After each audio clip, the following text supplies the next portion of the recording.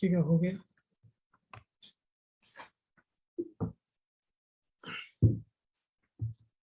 Again, Siddharth, thank you very much for doing this, because No, I think we know you're very, very busy, but I think my pleasure. for you to take the time off and do this for us we really appreciate it.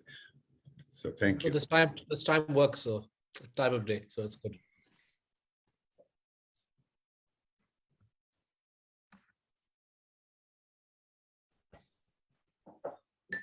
We are being, So yeah, we are being live streamed.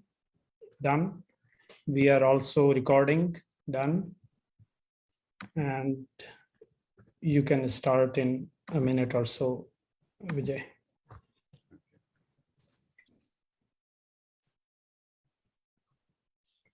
So, Akif, should I start now? Yeah. Yes. Okay. Okay, thank you. Well, for all of you that are participating in this Zoom conference call, welcome. Welcome today. We know it's Sunday, and we really appreciate the fact that you've taken this time to do this.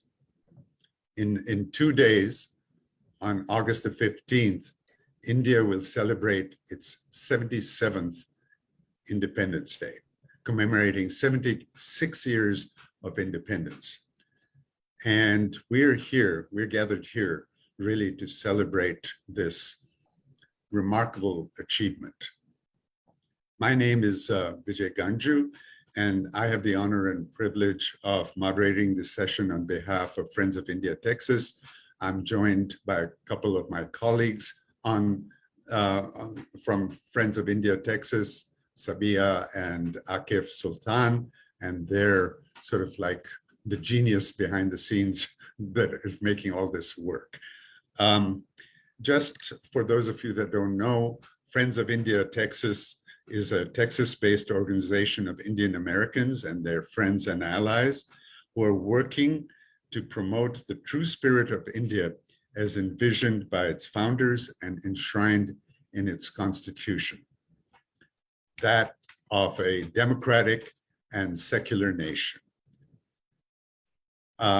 While this is our aspiration and our mission, we all know that India is at a crossroads. On one path, the diversity of India is its strength. On the other, this diversity is being increasingly viewed as a bane. As our guest speaker, who I will introduce in a moment, put it, will Gandhi's ideas prevail or Godse's?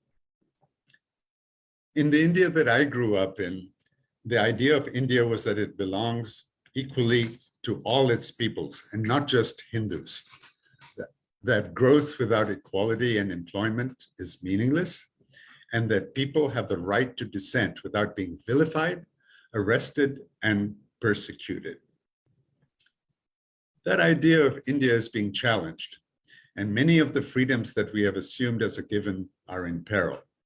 These include freedom of the press, religious freedoms, personal freedoms, the role of the judiciary, all these things that we've taken for granted. That's why the title we have given to our talk today is The State of Our Imperiled Freedoms.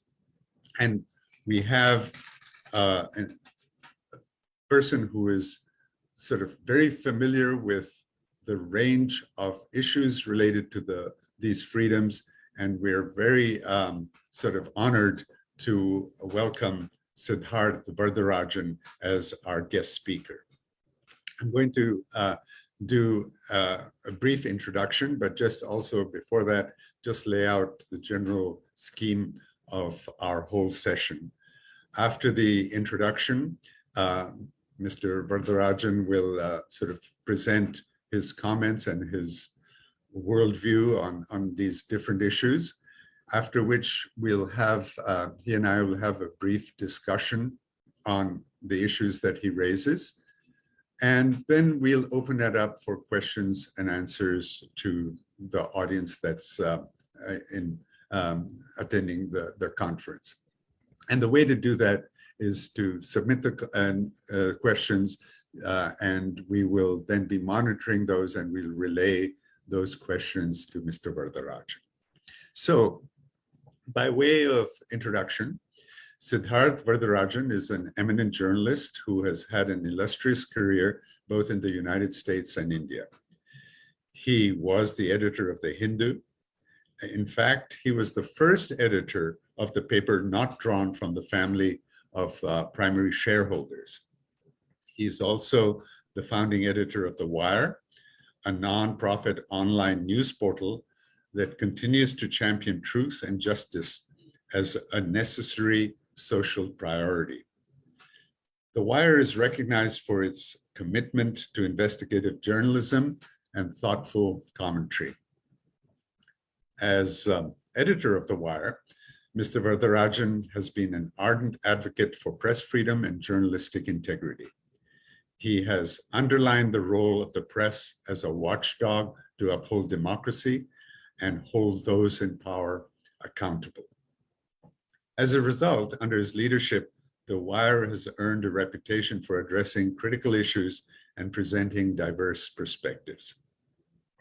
His work continues to influence public discourse and inspire the pursuit of truth in journalism. As I was discussing with him earlier, interestingly, Mr. Varadarajan and I went to the same school, La Martiniere College in Lucknow. And after that, he studied in Mayo College, Ajmer, and then the London School of Economics and Columbia University. He has also worked at the Boston Globe and has had several teaching appointments at universities in the United States. He has several key organization affiliations, too numerous to detail right now, and has received many accolades and awards, both internationally as well as in India, for his work. Interestingly, his other interests include ambassador cars, old maps, and cigars. So with that as an introduction, I'm going to welcome Mr. Varadarajan and turn the program over to him. Thank you very much for joining us. Thank you very much, Vijay, and to the Friends of India, Texas, for inviting me to take part in this event related to the 77th year of independence, which we will be marking in a couple of days from now. And the topic that you've chosen is perhaps an unusual one for a time of year when we should be celebrating. But anniversaries are a very good occasion to take stock and to discuss honestly and frankly where we stand today, where we've reached in this long journey, what are the problems that we confront, and how we should deal with them in the months and years ahead. Because today, India is certainly standing at a crossroads. Many would say that we have crossed those crossroads and gone off in a wrong direction. And we need to, in a sense, reroute ourselves urgently. But the fact is that it's increasingly clear, if you relate what is happening in India today to the principles of the freedom struggle, which we are celebrating and commemorating today. If you compare where we are today with the ideals and aspirations reflected in the Constitution of India, which was adopted in 1950, then there is certainly a lot that we need to very, very, in a sober fashion, introspect about. And while there's a lot to be proud of in terms of the growth rates that we've seen over the last 7 decades, the fact that India is the 5th or 6th largest economy in terms of GDP and the 3rd largest in terms of purchasing power parity, just after the US and China. And in terms of many, many metrics, levels of literacy, life expectancy, infant mortality rate, the achievements of the last 7 decades have been stunning. Perhaps not as great as many would have hoped, but certainly not something to be sniffed at. But today, we are in a situation where the freedom that we've taken for granted, and that has been a bedrock of, all of our, it's been an essential part of the consciousness of an Indian, right? That she enjoys rights and freedoms, and that she is entitled to live in a state governed by the rule of law, and that the state would in some way watch out for their interests and defend their interests when they are under attack. This has been the belief or the assumption that all of us have grown up with. And this is not the case for people who grew up in other countries, even in our neighborhood, Pakistan, for example, or Sri Lanka for a long period of time. Of course, Afghanistan, Myanmar. I mean, we live in a neighborhood where people have never grown accustomed to or imagined that these freedoms are part of their right to be human. They're part of their right to be, their rights as a citizen. But in India, we've taken those freedoms for granted. And today, as the title of our discussion suggests, our freedoms are imperiled. They are under threat. And I just want to spend 4 or 5 minutes quickly talking you through the terrain of freedoms and why I believe that these are imperiled. And of course, I will have a lot more to say in the conversation with Mr. Vijay Ganju, and then hopefully in response to the questions and comments from those who are taking part in this event. So I think if I were to be asked, what's the one sort of warning sign or danger or bad element that I would highlight in discussing the state of Indian freedom today, freedoms in India today, I would say that, honestly, one has begun to wonder whether there is any respect for the rule of law in our country. Because you can't enjoy freedom,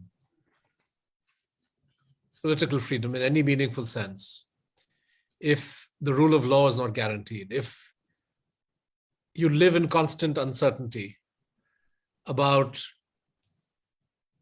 when you might be subjected to violence or arbitrary state power, when you live in constant fear of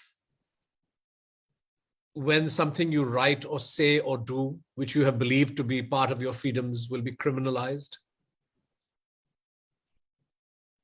Even as people who attack your freedoms, people who attack and who are perpetrating violence are getting away with what they're doing, scot-free. So you have this horrible situation today where people whom the government favors can do and get away with pretty much what they want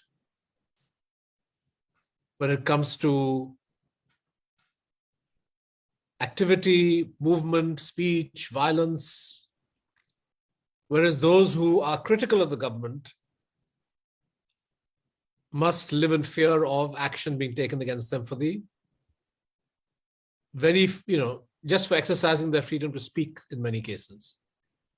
And a case in point is what's happening in Haryana, what's been happening over the last 2 weeks, where a religious procession was taken through in a provocative manner and preceded by provocative calls by the organizers, which in any democratic country which respects the rule of law would have resulted either in the police taking action to not allow this kind of tension to be built up, or to deploy adequate forces so that if any untoward incident happens, then this can be quickly controlled. And nothing of the sort happens. You have violence. And what follows after the violence is something astonishing.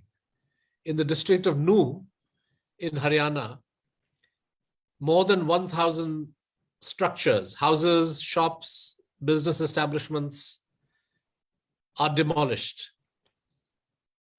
without notice in a matter of 1 or 2 days, and demolished as explicit punishment for the violence which happened in the town.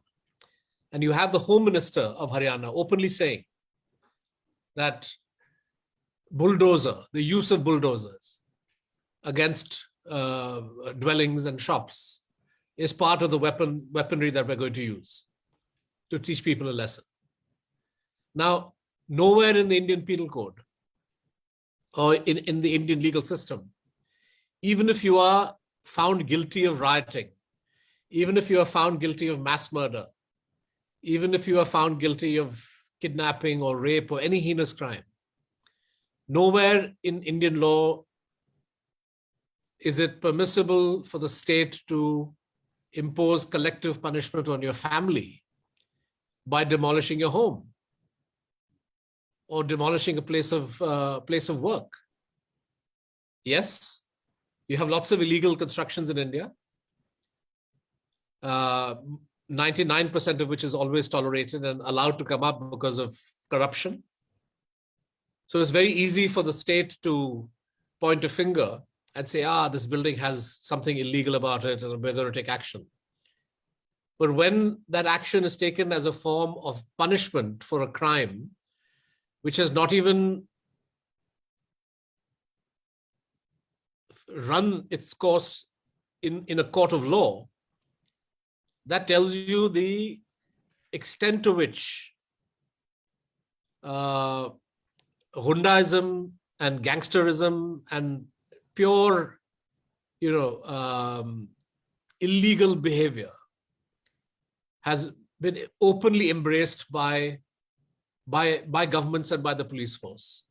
And this has happened in Haryana, this has happened in Madhya Pradesh, this has happened in Uttar Pradesh, to mention 3 states ruled by the Bharatiya Janata Party. And other than one stay order from the Punjab and Haryana High Court, sadly, Indian courts have turned a blind eye to this. So you can have a situation,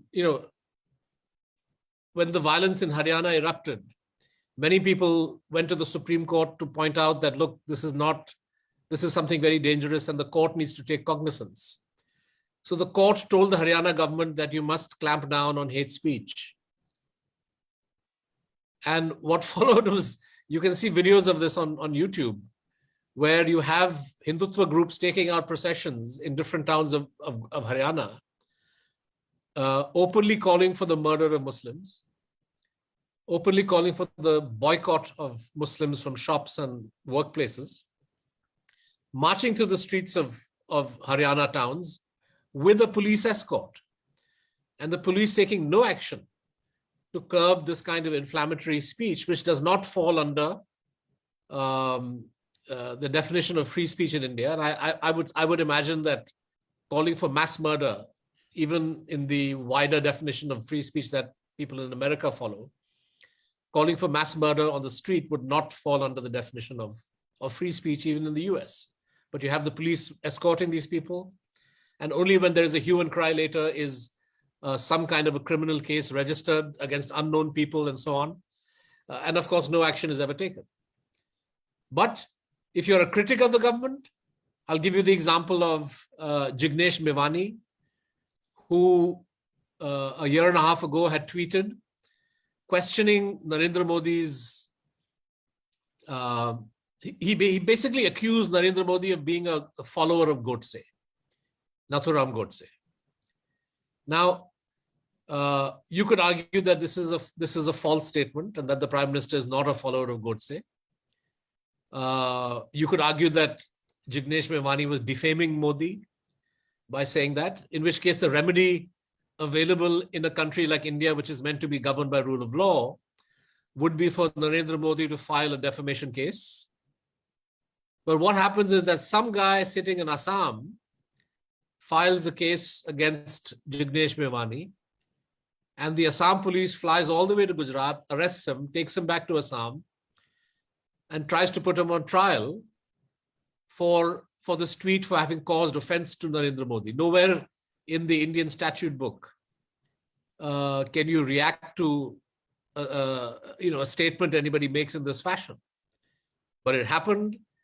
Jignesh Mevani is an MLA. He's with the Congress, and he was subjected to this kind of case. And there are lots of cases where people exercise their right to free speech.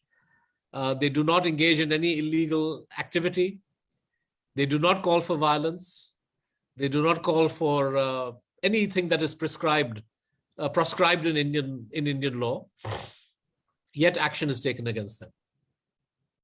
So I think that this arbitrary nature of law in India, which effectively translates into a situation where there is no rule of law, because if you have arbitrariness, if there is unpredictability, if there is favoritism, if the law is going to be applied based on what your political affiliation is, so if you're accused of corruption and you're in the opposition, you could have the income tax and the enforcement directorate and the CBI after you.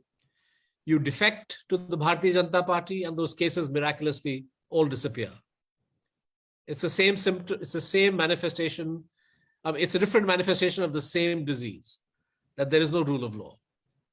And I think 76 years into our freedom, if this is the way the state is going to behave, in a totally arbitrary fashion, where the police and the investigative agencies are going to be used as a force multiplier for the ruling party, to weaken the opposition, to weaken and decimate its critics, to ensure that there is no free speech, to ensure that there is no freedom of assembly. It's become increasingly difficult, for the opposition to be able to organize a political event in a BJP-ruled state, whenever you have incidents of the kind that you've seen in Haryana or in Manipur.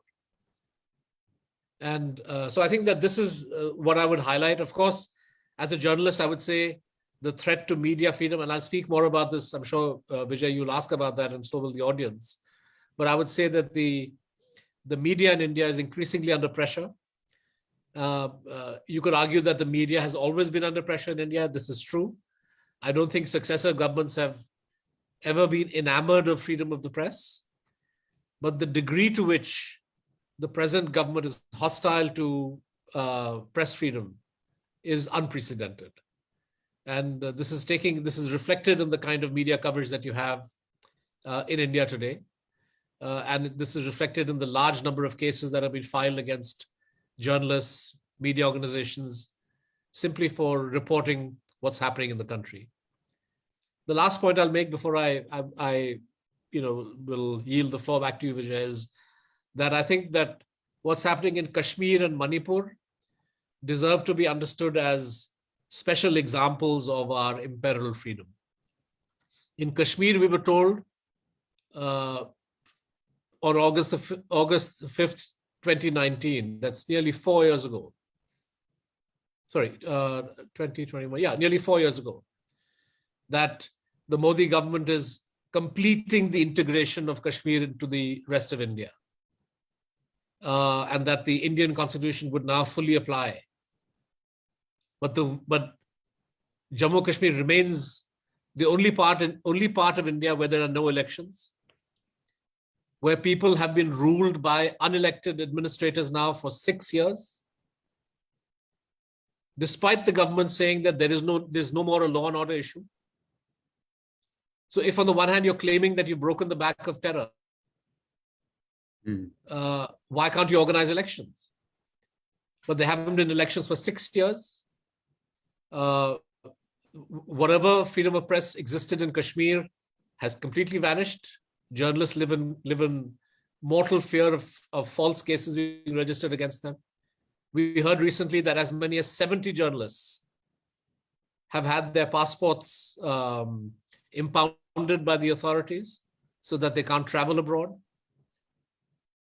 And so I think that, Kashmir as a special case. This was meant to be India telling the world that we have now completed our integration of J&K. But if this is what integration means, where you completely trample over the rights of ordinary Kashmiris and don't even allow them a say in who will rule themselves, which is a basic right given to people in every other part of the country, then I think this is something which 76 years after freedom, we really need to hang our head in shame about. And similarly, what's happening in Manipur, where for a little over 3 months now,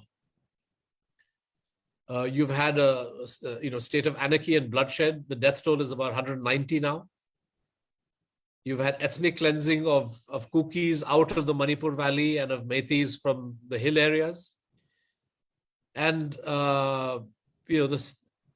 neither the state government nor the central government shows any signs of wanting to find a quick and just solution to what's happened. It's almost as if Manipur doesn't matter, or we're told Manipur doesn't matter. And this is happening in a border state, which is so sensitive for India's security. But the rule of law has vanished. You had, sexual molestation and rape of women.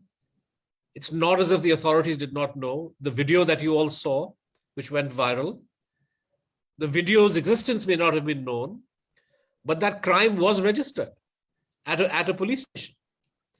Yet it took the leaking of the video before the first arrests were made. So what does that tell you about the rule of law in Manipur? And the attitude of the BJP-led government in that state when it comes to defending the rights of women or of any oppressed person. So in this kind of a situation where we've really appear to have hit rock bottom, I think there's plenty for us to be despondent about and to really reflect seriously on how far we've traveled down a very, very negative road over the last decade, I would say, in terms of our rights and freedoms. And, it's very easy to say, well, India is the fastest growing developing economy. We'll soon be the third largest or the fourth largest, and to take great pride in this. Well, none of those things are sustainable.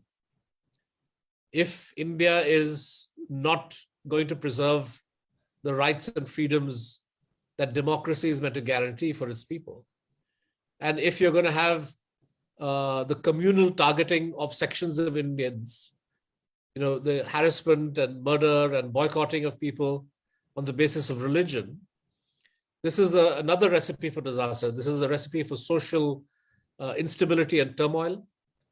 And even if you want to have a very narrow view of what progress means, which is that you want your 6 or 7 or 8% growth at any cost, how can you have 8% growth if the direction that the government is taking us in is one of division, polarization, tension, turmoil, instability?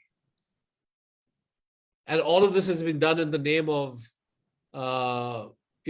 somehow, making India strong and asserting India's so-called Hindu identity. India has an Indian identity, and this Indian identity reflects the culture, language, religion, beliefs, mores of people of all backgrounds, and that's what makes India great historically, and that's still the recipe for Indian greatness today. But we're turning our backs on that and expecting that violating the freedoms and rights which the world respected India for. And we think that we are somehow going to emerge as a Vishwaguru. I can't think of anything more misplaced than that. On that note, I'll stop, Vijay, and be happy to take your questions and have a conversation. Okay.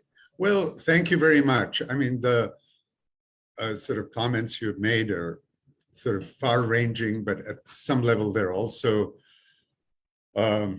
depressing and in some ways very frightening. And in some ways, I hear even at Friends of India, Texas, I think we're very committed to making sure that as we're at the crossroads, that the road that seems to be under construction, that is the alternative road, does not get built.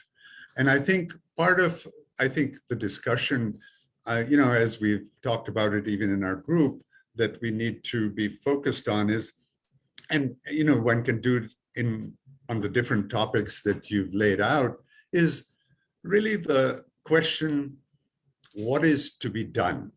Because that is really the challenge out here. And I think a good place to start is just how constrained everything is. But let's start with even the notion of press freedom, because that's obviously something you're very close to.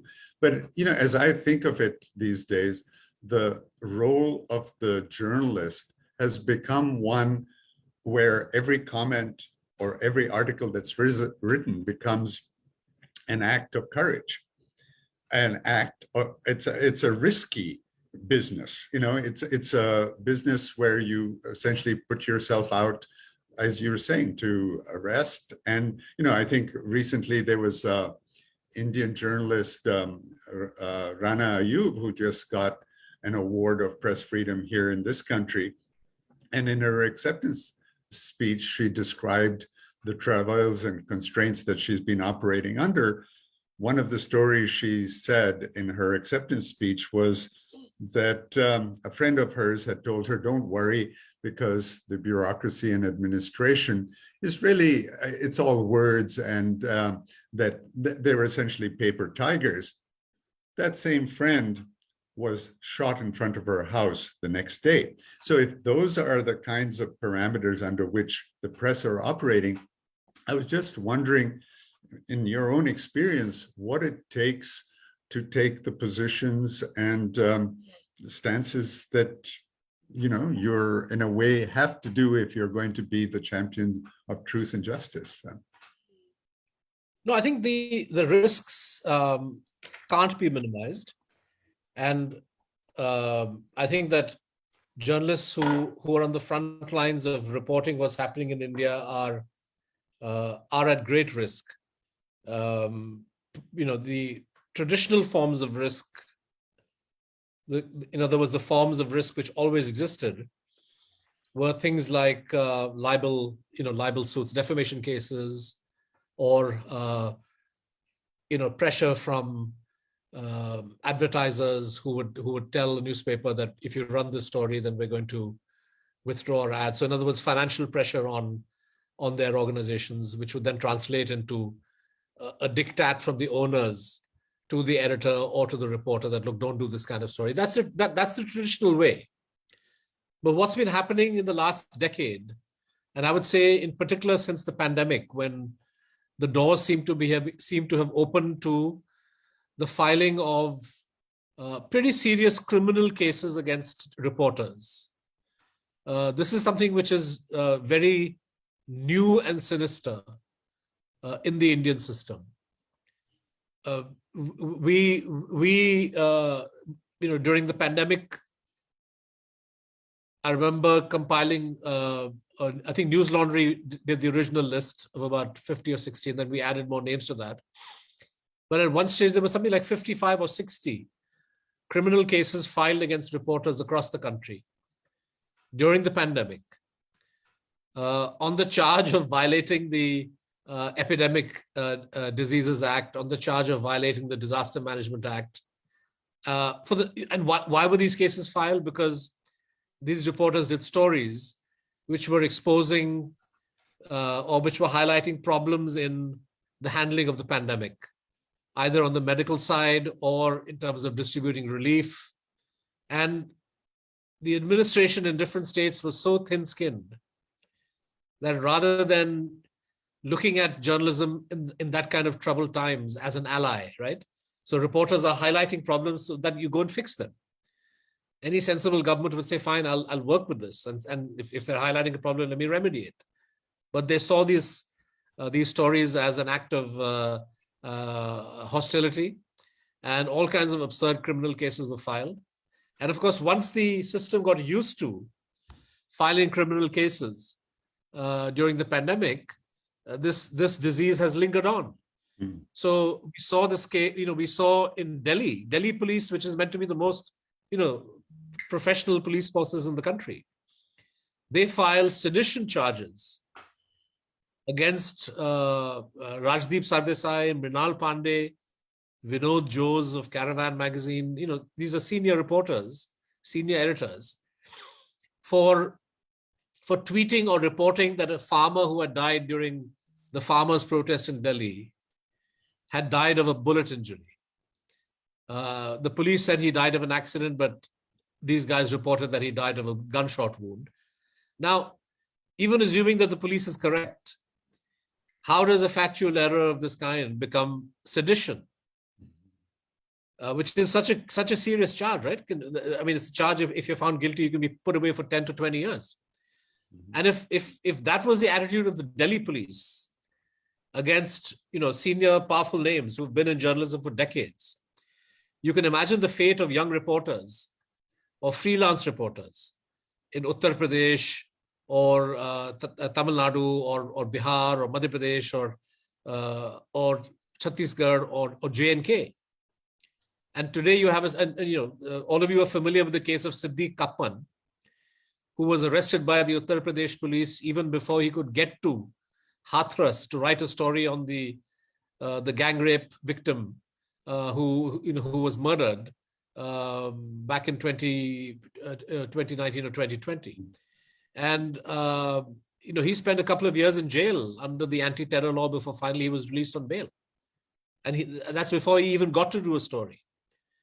In Kashmir, I know of two colleagues, Sajjad Gul and Fahad Shah, who have been under the anti-terror law and under the Public Safety Act. And they've been inside for more than a year and a half each. No prospect of coming out. When the courts give them bail for one set of charges, the police go and slap another set of charges. So yes, for a big section of the media, I would say for a big section of independent media, this kind of a threat is a very real and ongoing threat, which people are dealing with courageously. They're not getting browbeaten because you still have a very large ecosystem of freelance reporters who are willing to take risks and report what's happening. You have, some media platforms that are still fighting the good fight. And even if that means paying the price for it. But a large section of the media has keeled over, regrettably. Vijay, today there are very few TV channels that you can watch. If you hope to get news about what's happening.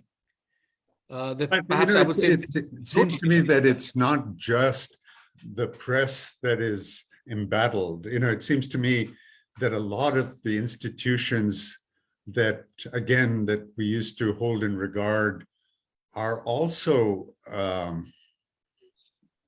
extremely constrained. I think just recently, the Supreme Court has shown some gumption with the recent rulings related to the Delhi administration and to the composition of the Election Commission and so on.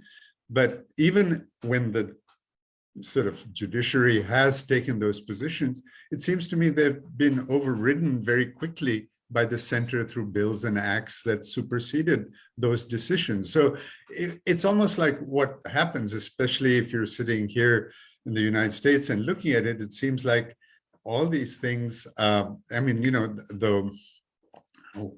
you can circle the wagons, but the onslaught's coming from all directions. So I don't know how one deals with this issue of some of the institutions, like even the impact on the judiciary. Yeah.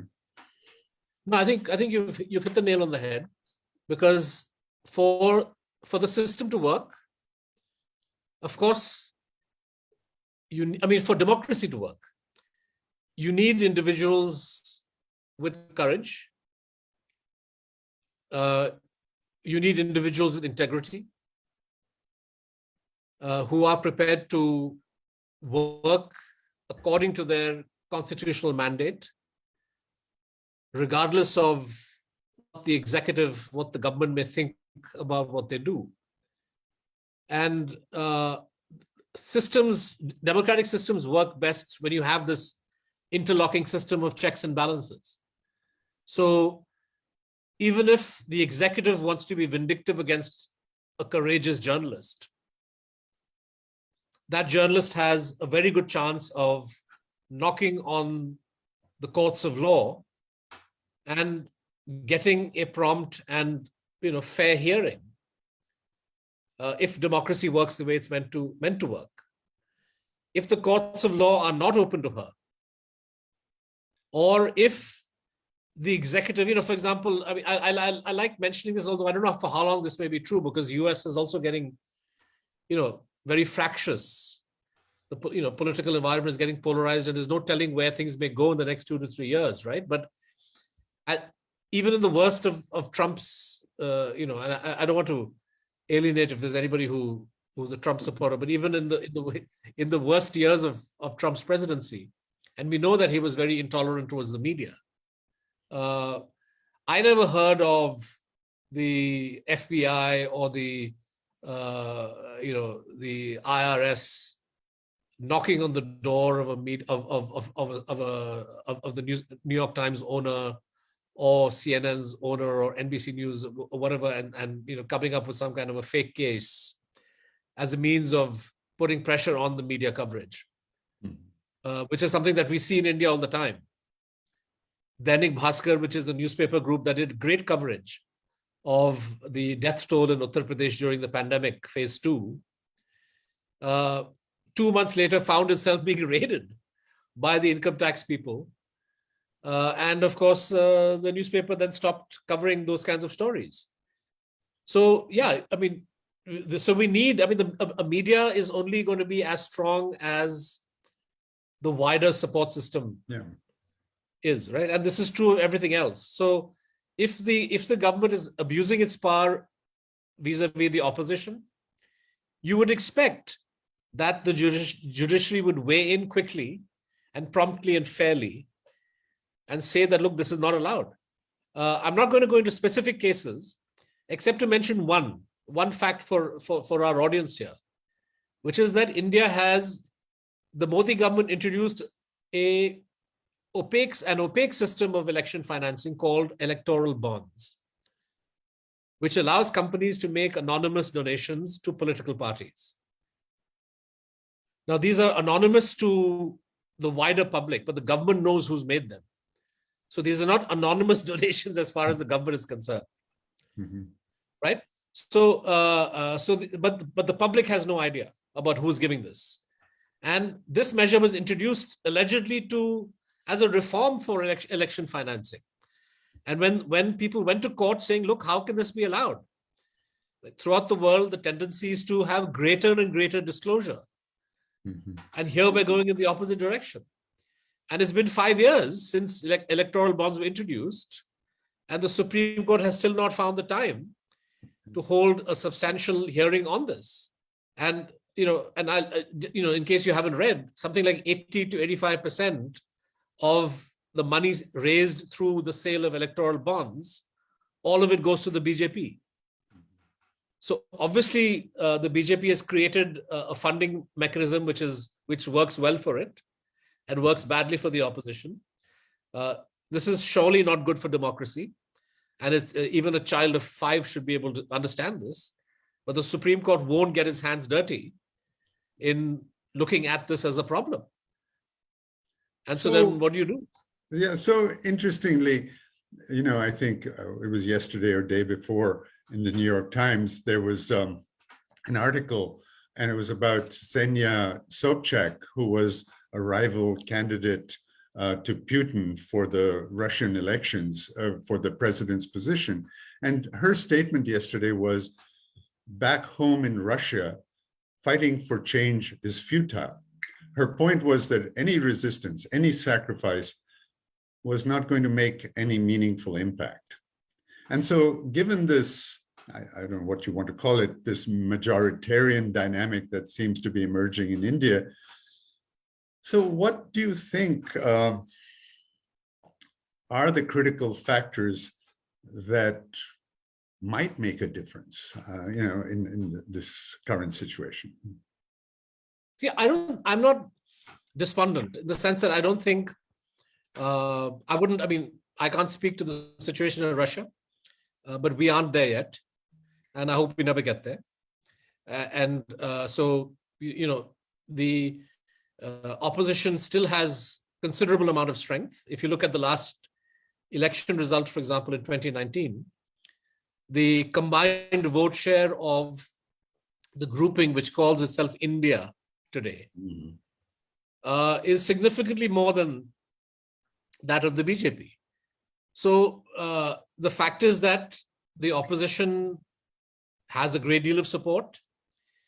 Can they, use that support effectively in the election?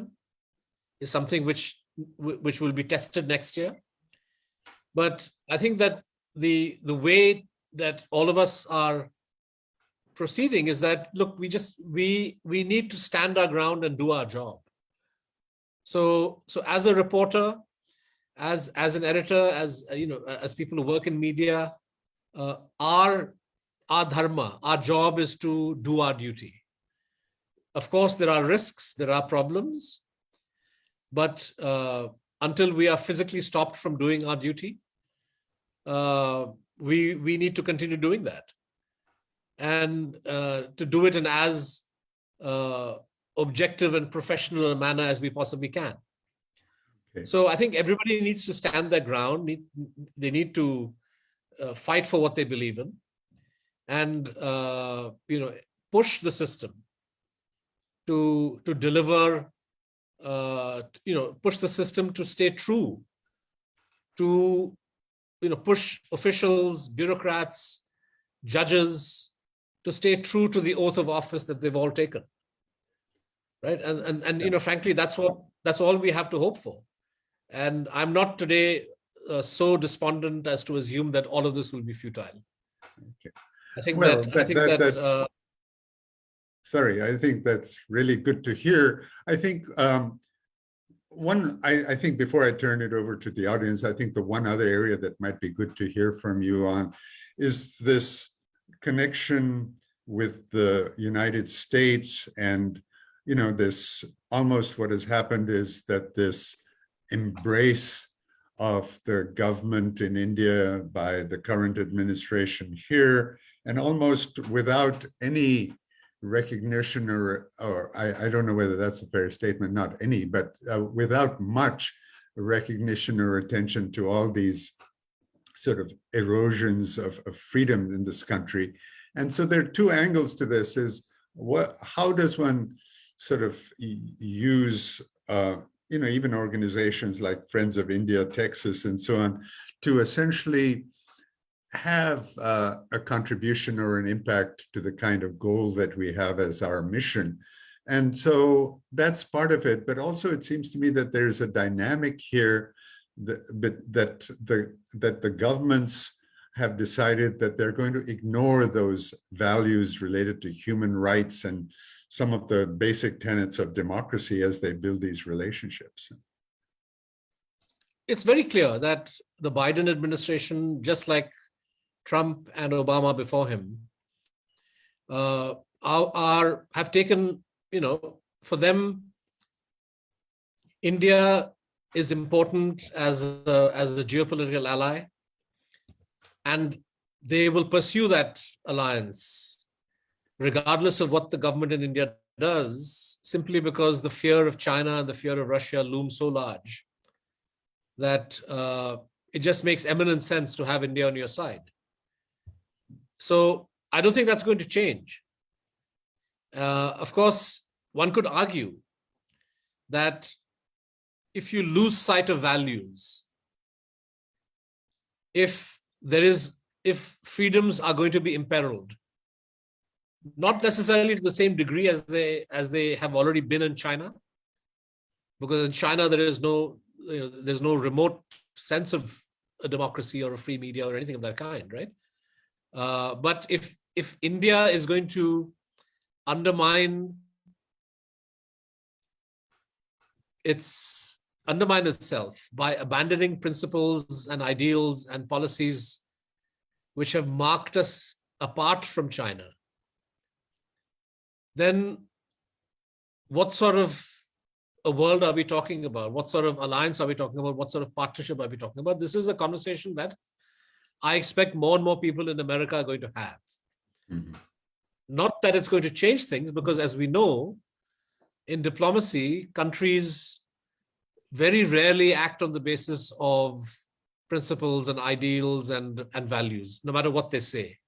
Okay. So in the US big business and the military industrial sort of sectors have a certain perspective vis-a-vis China and Russia, in which building close economic, military, and political ties with India looks like a very, very good thing to do. And they are going to pursue that goal regardless of whatever happens on the values front. However, I would say that groups like yours, are important, even if you don't influence US domestic policy. But I think that diaspora organizations, Modi has been actively courting them because he believes the diasporic Indian is some kind of a force multiplier for the BJP's domestic agenda. And I think the more that Indians abroad stand up and say that, look, we believe in the values of the Indian Constitution. We believe in the values of plurality. We believe in the values of democracy and secularism. We believe in the importance of the rule of law. And it hurts us and pains us when India moves away from these. And I think the larger and more forceful this group of diasporic Indians is able to transform themselves into, the more forceful you are able to emerge as, I think that there will be an impact on Indian domestic politics through this route. And I think that's not something to be underestimated. I think that it embarrasses the Modi government when Indians abroad, whom the BJP assumes is its natural constituency, when they issue statements like Hindus for Human Rights or the Indian Muslims of North America and so on, IAMC and other groups, or when they say that, look, we think that these mob lynchings and all these other acts of violence, majoritarian violence, the violence in Manipur, this is undermining India, this is undermining Indians abroad, this is undermining the great name of and the prestige of our country. Okay, and I think this hurts the BJP. I'm sorry, I'm going to interrupt because I do want to turn to questions. But, I know Sabia and Akif are there. I'm supposed to be getting the questions on the chat group, and I don't seem to be getting any questions. So I don't know, Sabia or Akif. Let me ask them. Okay. So I think I can summarize these questions into, as we are discussing the alarming situation in India. What do you think the role of Indian diaspora would be, or how the international media can highlight this? And also questions about like the Indian independent journalists who are doing a great work, would they be more effective if they work collectively? And also, you mentioned Supreme Court's reluctance to conduct hearings on electoral bonds. What could be the reason? So these are the gist of the questions that have been asked. Right. So I think on the diaspora, what I said, I'll just reiterate that I think that the real value of the diaspora is to have meetings like this, to have meetings among yourselves, to actively follow what's happening, to resist the urge to get divided into religious and caste and language groups. The way, when I was a graduate student in the US in the late 80s and early 90s, I was on the East Coast, and there wasn't that much of Hindu-Muslim at that time, although there were lots of regional associations and a couple of kind of caste associations that one heard of. But I think that it's important for the diasporic Indians to speak as Indians and to say that, look, not in our name, please. That what's happening in India, all these violations, these are not something that we approve of. And I think you have every right to speak and raise your voice and be forceful about this, because to raise this with legislators in the US where you live, and you're probably US citizens, so that's on one side. But as part of the Indian diaspora and as part of people who share a connection with India, to also speak to the Indian public and to the Indian government. So I think that I would say that the diasporic organizations need to be very active, organize events, organize discussions, debates, and be aware of what's happening. I think that to the extent to which the foreign media honestly covers what's happening, this is a very good thing. I think that in the first 3 or 4 years of Modi, there was a tendency to not bother about what's happening in the country. But in the last 3 or 4 years, I've seen a lot more honest, factual coverage, and I welcome this. The independent media in India is small but growing. The Wire is one of the organizations that's there, but there's lots of others. And where we can work together, we are working together. For example, for the last Karnataka state elections, 4 or 5 of us came together to do a joint video program on the results day. But a number of us digital platforms have created a digital, like a trade body called Digipub, and where we are trying to address issues of media freedom collectively. So these are all, I think, very good steps that have happened over the last 3 or 4 years. The Indian press, journalist unions and press clubs have become more active. And I think that whatever the government is planning to do, we are not going to take it lying down. The government introduced IT rules to constrain digital media, and we went to court to challenge it. And so far, we've managed to get a stay order on that. So this is a fight that we're going to fight. And I think that we are working very closely together, lots of us who are in different organizations. And as for the Indian judiciary is concerned, frankly, it's very hard to say why the judiciary doesn't take up something or the other. I would say that the blame, if any, must lie with the Chief Justice, because ultimately, although the Chief Justice is one among many judges, I mean, he's first among equals, he or she, but they do decide on the roster. So they do decide what cases get taken up when. And I think that it is very, very regrettable that important constitutional cases, Article 370 for Kashmir got delayed for 4 years, electoral bonds delayed by 5 years, the challenge to the illegal and unconstitutional Citizenship Amendment Act has not been heard in 4 years. And there are lots of other examples, small and large, where and the only thing that one can assume is that the courts are also kind of trying to be strategic in not alienating the government, because I suppose the Chief Justice feels he needs to have a working relationship with the government, and that if the government is dead opposed to a certain course of action, then why get into a fight that will not have a happy ending? I don't know what the reason is, quite frankly. Siddharth, on the same lines of thought, we are always asking ourselves, what is the remedy to this? And in all these discussions, we have not mentioned the word RSS yet. And so in terms of remedy, if just hypothetically, if BJP loses, is that a remedy, or how do we address the hate that has been created, and how can the rule of law be upheld? See, the thing is that the poison that has been introduced into Indian society over the last 9 years in such a systematic manner cannot be reversed simply through one electoral defeat, right? Because they've poisoned the way people think. They've managed to take certain changes, make certain changes on the ground that will be very difficult to reverse. But this is a fight this is a long-term fight, because this is a fight for what India really stands for, and what values India believes and holds dear to itself. And so this is not a battle that's going to be won overnight.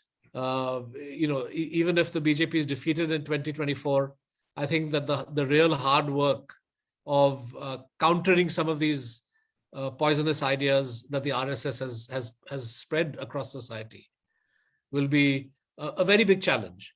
But I think that once the oxygen of state power is taken away from the RSS, there's every likelihood that these ideas will not prove to be as strong and resilient as we fear they might be. Because these are people who are benefiting and thriving on the basis of state patronage. Because along with state patronage and state power comes the ability to influence and manipulate and control the media. So today, a major reason why the RSS's poison is being spread far and wide is because you have media channels, media platforms that are doing this work. If the BJP were to lose the election, because these are all run by owners who want to make money, chances are that they would quickly abandon, or a large section of them would abandon that line of thinking and move to something else. So it's a hard fight, but it's not something that we should lose much sleep over. This is something that we have to do. So on the same line of thought, I think, okay, sorry. Just a moment, Vijay. On the same line of thought, with respect to, as you mentioned, the funding of these Godi media by vested interest, question was with respect to helping the wire. It seems like some members were trying to find out, can US citizens help financially the wire, or is this? So the wire is, the wire is a non-profit. And so the only people who can, our source of finance is 80% donations and 20% commercial income. So as far as the donations go, all the donations have to be by Indian citizens. So an NRI, if there's an Indian citizen living in America, but if they have an Indian passport, they can help us. But if you have a US passport or any other passport, then of course you can't be an Indian citizen, and so you can't help us. We do have a newsletter that you can subscribe to, and it's a commercial venture called the India Cable. Anybody can subscribe to that, whether you're Indian or foreign, and that's a service that we provide. It's a daily newsletter, Monday to Friday, and I would urge all of you to look it up. Just Google the India Cable, and you will find it a very useful compendium of news that's delivered to your inbox every day, 5 days a week. But donations, the donor has to be an Indian citizen. Okay. Well, I know we've come to the time that's the end of our session. Before we close the session, I just want to thank you again for giving us the time, giving us the insight, giving us in some ways even the motivation to move forward. So thank you very much. I know that we're going to sort of end the program. I think, as Sabia had mentioned, we're going to just have a small meeting with the executive committee of the Friends of India, Texas, who particularly sort of personally want to thank you for your contribution today. So thank you again, everybody, and we really appreciate your participating in the conference. Thank you for having me. Thank you.